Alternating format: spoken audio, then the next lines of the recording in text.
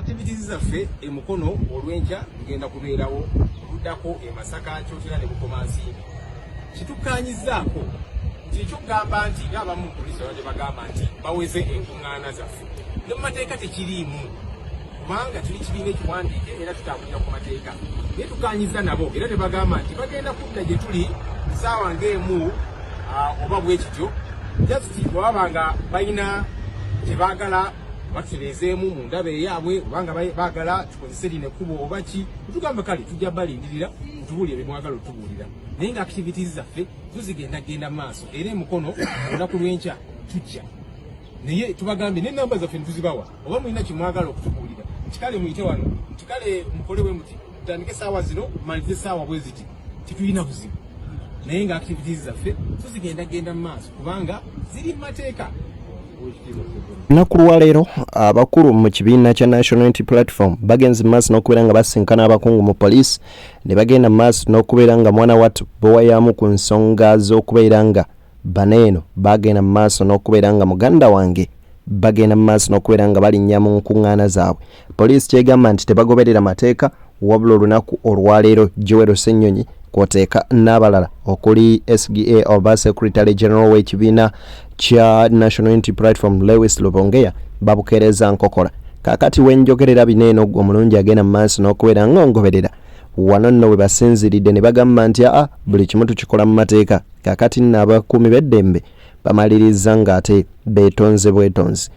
Muganda wange njagala ogenda mu maaso n'okubeera nga nkutegeeza ensonga zino ziwanvuyidde ddala wabula njagala nkwe ku bigambo bya David Lewis Lubongeya nabyo ogende mu maaso n'okubeera nga obiwulira wabula njagala ogenda mu maaso n'okubeera nga nkugamba ekintu kimu kyokka nti Beyond the Newsroom gwe mukoto ogenda mu maaso n'okubeera nga osubscribing oliking okomenting tutamuze ensonga butereevu.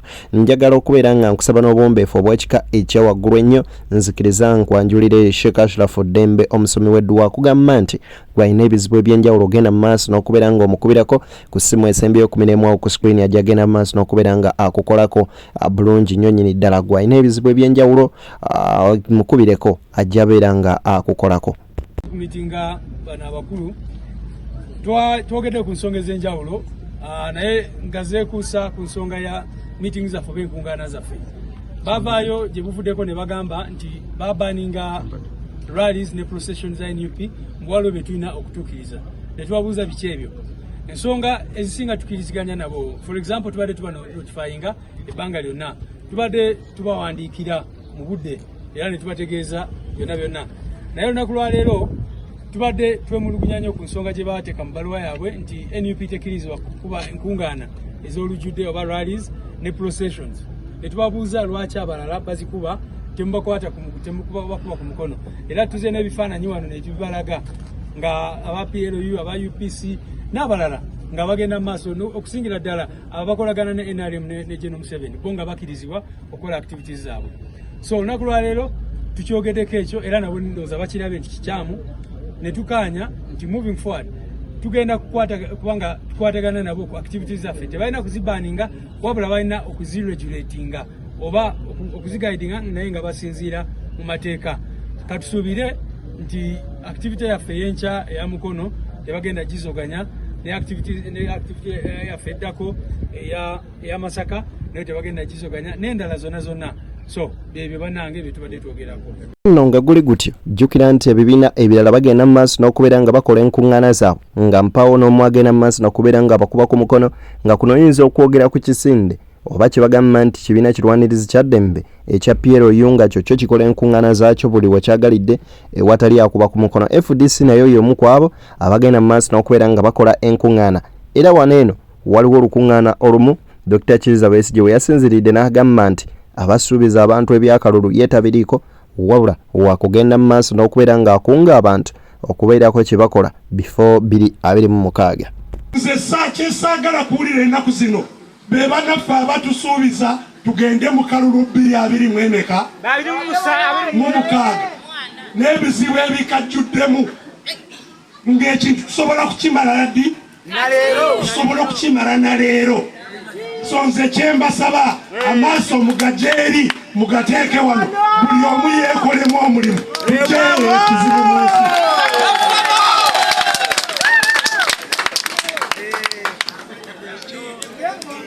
kisobokera ddala era tujja kukikola okirabe. Eggwanga abantu miliyoni 4 tusobola tutya okukkiriza famire emu netufuga famire emu. Mwami Museveni yakulira ensi yonna, mukyala we yayigiriza buli omu, minisita ayigiriza buli omu, mutabani we yaduumira amagye gonna. Oli mukodomi we oyo nti yatwala ebya Uganda ebweru byonna. Ffe nga tutudde tuli awo basajja nga batumalawo, tojja kubamalawo emba nti mwekozeemu ki omulimu. So bassebo ne bannyabo, nze mbasaba tuleme kuba nga tuli awo twerumaaluma twogera bino na biri. Mbasaba twekolemu omulimu ogununula ensi yaffe. Joel Ssenyonyi ayongedde n'agenda maaso n'okubeera nga akinoganya bulungi nnyo nnyini ddala. Nga bw'owulidde ebigambo bya His Excellence bya musajja mukono amanyikiddwa nga Dr. Kizza Besigye Kano, kakati nno Joel Ssenyonyi wano wasinziridde n'agenda maaso n'okubeera nga akinoganya nti bossi bagenda maaso n'okubeera nga balekerawo, wabula ab'ebyokwerinda balina okugenda maaso n'okubeera nga nabo babeera kumpi nabo nga bababuuza ku kye bazzaako, wabula si kugwa mu nkuŋŋaana zaabwe azifu bo si bannayuganda era tebateekeddwa genda maaso nakubeera nga oba oliawo mwattu bakola kye bateekeddwa okukola mu nsi yaabwe. So they have said if there is any particular concern or if there is a particular route they want us to use and so on, they are going to get back to us. But there is no such thing as banning our activities. So Mukono is happening tomorrow. If there is any whichever concern they want to get back to us about, we've told them our lines are open, we've given them our contacts to get back to us. If there is a particular route they want us to use and so on, we have no problem and we are waiting for that. But in the meantime, we are getting set for Mukono. Akulira oludda oluvuganya gavumenti Joel Ssenyonyi ate nga ye mwogezi w'ekibiina kya National Unity Platform amaze okubeera nga balangirira nti olunaku lw'enkya ng'ennaku z'omwezi 28 basonga Mukono ew'omubaka Betty Nambooze Bakireke. Kaakati nno ojja kugenda mu maaso n'okubeera nga bawulira era bo bagamba nti basuubira okubeera nga b'ebyokwerinda bagenda bawa full support, so si genda mu maaso n'okubeera nga babalwanyisa. Kaakati nno olutalo wakati wa Full Figure ne musajja mukulu amanyikiddwa nga Rain ne Maulana, omanyi balinayo brand name eya Rain and Maulana. Kaakati nno lulinnye enkandago. Maulana agambye Yesu wakulekeraawo genda mu maaso n'okwogera ku Full Figure, wabula gwayogerako si oyo. Omukazi govuma alina abaana, alina abantu bawerera, alina abakazi abaana balabirira. Omukazi govuma Nnaalongo mulamba alina ekitiibwa kye, alina omwami we omukunkumula buli lunaku. Omuvuma nga wadde ovuma Doni Kulisi akuyite Ameri talina oyo kyakaali. Nze nnyongera okulabula mama wa Maulana. Tojjanga mu maaso gange omwana wanvumidde ebbanga. Simuvumangako kuba simulinako lutalo. Yatuuse okugamba abantu mbu nali mwetega simanyi mukwane nga nkwano oyo omwana kwezemba. Mwagaza ki ati oyo afana bw'ati. Full figure mufata. Full figure ki? Full figure ki? Kubanga nze nina full figure basatu b'emanyi. Nina Ow'Erungujja, nina Ow'Ewaffe Kasanda, nina n'Owambogo Manyi presidential advisor. Kati ani presidential advisor agamba oyo simulinaako buzibu, talina gwajja kusiba. Simulinaako buzibu, simwogeranga nako. Nina obuzibu ne Full Figure Ow'Erungujja, omukazi oyo nina embiranye naye wampisa mbi, muwemuzi, nkyamukuba mpaka tuwulira Ow'Erungujja. Kati oyo gwegamba simumanyi bw'aba alina endagamuntu nga kuliko Full Figure. Erungujja bali mu kitunzi. Mutunzi wa mmere omusibe oyo. Naye ono wammwe simumanyi bannange era teyepaaka. Simulinaako buzibu. Ow'Ekasanda ali eyo naye simulinaako nnyo buzibu. Obuzibu bw'ono Ow'Erungujja ayasama nnyo agaana ekitundu. Ow'Erungujja oyo Ow'Erungujja bw'anansaba sirina buzibu kuba tulina embiranye yaffe, naye ono gw'oŋŋambako simumanyi era simulinaako ttala. Amannya Kyazayidan Kacumba ali mu Nchumba era nga tulina YTV.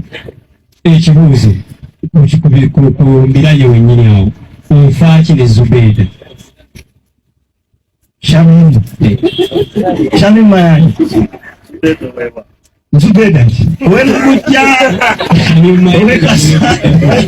bangi omanyi kati Uganda tulina obuzibu Shamimu yani Zubeda Shamimu simwinaako buzibu era njagala okyogerera wamwe mukwano gwange omukyala asinga Uganda simwinaako buzibu tuludde wala naye yaneetegako nesimutego netufuuka bamukwano so mutubiddeko Shamimu. Ekibuuzo ekisembayo ekyange nga mugenda okola soyisoyi omutindo gwa komedi gusse nnyo olw'okuwemula mugenda kukola muti okulaba ng'ogwemula mukujja mu komedi era ekisimo kya komedi kiddemu kitinti nsaba olunga omujulizi Kacyumbaali ku soyisoyi tugenda kuwa tugenda mu VIP ne kamerayo okwate komedi bw'amawulana gwe bw'owuliramu ekigambo ekiwemula vaayo kiteeke ku nsi ekirabe tugenda gezaako era tulwana. Ebigambo bya Maulana bwe bityo bwe biri omusajja mukulu Rain omanyirwa kuba bamu bwebera nga brand tebaawula naye Rain yagambye nti ye talina kyafaanana nakangobi full figure Jennifer wabula ayogera ku oli full figure oweri ewaabwe ekasanda kati n'ensonga bwe ziri kakati nno omusajja mukulu amanyikiddwa nga Sami wa Mighty Family si musanyufu nnyo ne ba TikTok abamu amanyikiddwa nga Rama agamba nti muvubuka osusse we wandikomye munywanyi wandigenze maaso n'okubeera ng'oba oli awo ofuna ku byokkola. Sami njagala nkubulira ebigambo byange bineno wammanga bijja kuba bibi kyemanyi recording ojja zifuna bijja kuba bibi matuugo naye ate maaso bijja kugasa ne bazzukulu bo n'ennyoko biri mugasa. Sami wanywa obutwa ku lwa politics. Sami abantu ne bavaayo ne bakusekerera ne bagamba omukulembeze wamwe takupostinze naye asobodde opostinga embwayi. Ebintu ebyo Kabaata byolaba bimalamu amaanyi. Kabaata kiringa ng'omwana akima amazzi ewaka n'omugamba okimya amazzi ewaka oba sekyo omwana nayoza ebintu ewaka n'omugamba obyozezza naye tebitukudde ekintu ekyo kimalamu amaanyi. Sami oyo lunaku lumu Bobi Wine yajja kata wano. Sami engeri gye yali yalwana struggle nga yalwana kuba bamumanyi yalwana. Bobi Wine olwajja waneno Sami n'ayagala okuyingira bamusindika ne bamulagirawo akabonero ak'obutamwagala ak'obusosoze. Bobi Wine lwe yajja juzi bamusindika genda ne bamusindika ne bamujja ku Lama Samu kigoyogerako lwaki mweteeka ku pulesa z'okukola live ate ne mutaba informed ntudde bulungi wano ng'era omwana ow'empisa ombuulirire ebigambo mbiwulidde bya makulu naye ate binnemye okutegeera kuba Samu goyogerako awo gwe sitategeera oli kata tayooka obudde ogendeko mu kata munene takomawo ku accommodation w'oli obuuze olunaku olwo Samu yali alwanira ki era obuuze Bobi Wine we yali ajja baani abaamuleeta ttiimu ki kuba nze Samu goyogerako nze yavunaanyizibwa ku tiketi z'ordinary ne tiketi za VIP.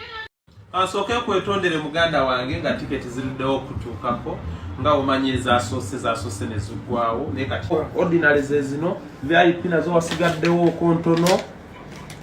Jangu munayo okwate meza nazo meza mbale bubaze zisigadde. Bobi Wine mu kutuuka yatuukira wange mu luumu gye nali nsulamu kwa Lumansula mwe yateeka ebintu. Akavidiyo ke muzunza mbubangoba eddoboozi lyava wa president security ng'eganya abantu okuyingira. Security, don't fight for the people. Let the people enjoy it, okay? We're not winning business, it's show. Security, let the people enjoy it. We are doing this Ugandan style, okay? Let the people enjoy. Let my people enjoy.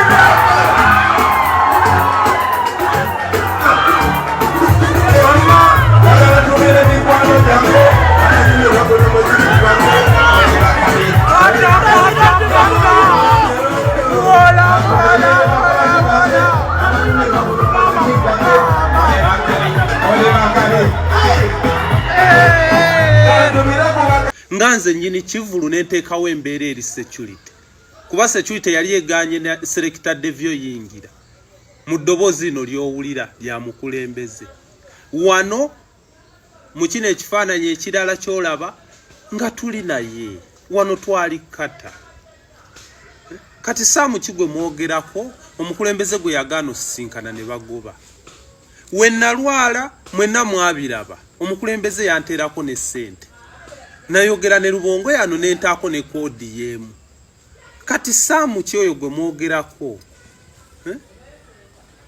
Sam ki nze ndi Munnayuganda yagala enkyukakyuka nyayeerwanirira kyovula basitwago njeteeramu teekamu okuva ku mafuta nente sijja gena maaso nakubeera nga nnyongerako ku kigambo kyonna ku nsonga eyo okujjako genda bugenzi maaso n'okubeera nga nkutegeeza ekigambo kimu nti bw'obeera offended in one way or the other by this story nkusaba busabi muganda wange oba oli awo okikoonemuko ekya wakati kale naye nga mbaagaliza bisinga gwe wagenda mu maaso n'okubeera nga mwanattu ate otugoberera Beyond the Newsroom gwe mukutu likinga sharinga subscribinga tunyumirwe ensonga yagala olanga naffe ku note 7 nyanya 26 tujja genda mu maaso n'okubeera nga tukwasaganya mu ngeri y'emu tugamba nti Sheikh Ashraf Dembe ye Sheikh yekka agenda okubeera nga akusomera dduwa egenda okuyamba ekubbulule